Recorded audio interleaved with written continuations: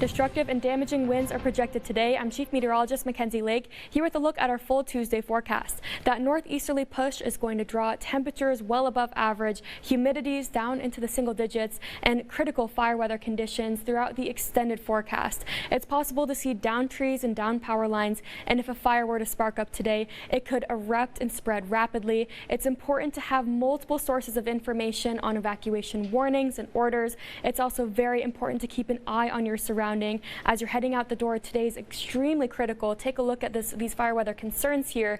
So again, a lot of those areas color coded in pink, eastern Ventura County, including Oxnard. That's where we're projecting some of the worst fire weather conditions. And then even here in Santa Barbara, we are underneath critical fire weather conditions, elevated for those areas in that tan color. And today we're projecting some north and northeasterly winds. So it's a little bit of a switch from yesterday where we had a majority of that easterly push, but these are more typical Santa Anas. And today from 4 o'clock in the morning all the way through noon, these are projected to be the strongest winds of this entire event. So here's a look at our 12-hour winds in Ventura County, 33 miles an hour there by 9 o'clock in the morning, dropping off just ever so slightly into that 20-mile-per-hour range. But again, those are just sustained winds, so easily those gusts could range upwards of 65 miles an hour or possibly greater. Here's a look at our wind advisory, our high wind warning. Nothing was changed from yesterday due in part to the National Weather Service. A lot of these models are in really great agreement, but again, sustained winds anywhere from 30 to 40 miles an hour by the coastline, even stronger in higher places as well, and these will both be allowed to drop off into our Wednesday. So you can see here, red flag warning still in effect.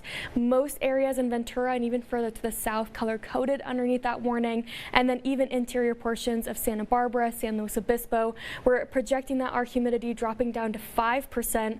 Really strong wind gusts as well. And again, this is going to be dropping off into our Wednesday afternoon.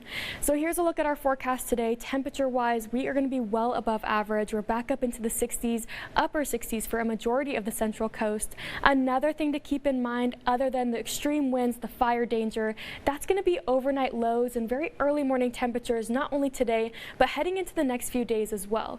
You may be wondering, well, why are we seeing these extreme fire weather conditions well above average temperatures, and then we have a freeze warning and frost advisory? Well, as we head into the overnight hours, the winds die off. Those wind sheltered areas with this dry air on top of the central coast, those temperatures are allowed to free fall each and every night. So again, we have that freeze warning and frost advisory. Both of those will drop off at 9 o'clock this morning, but it's a very, very cool morning for all these areas further to the north of Gaviota.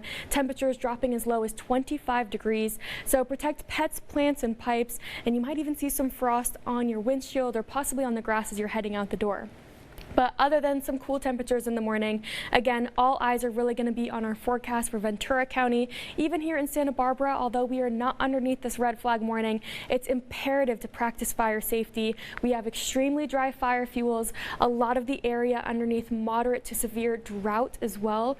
And you can see here with temperatures, mostly sunny skies, all of these ingredients added together, that creates perfect and critical fire weather conditions. If a fire were to erupt, it could explode and we could see very damaging winds and of course really damaging fire consumption as well. So today is an imperative day to stay safe, practice fire safety, and of course have that extra information of evacuation warnings and orders, and keep an eye on the forecast. Have a good one.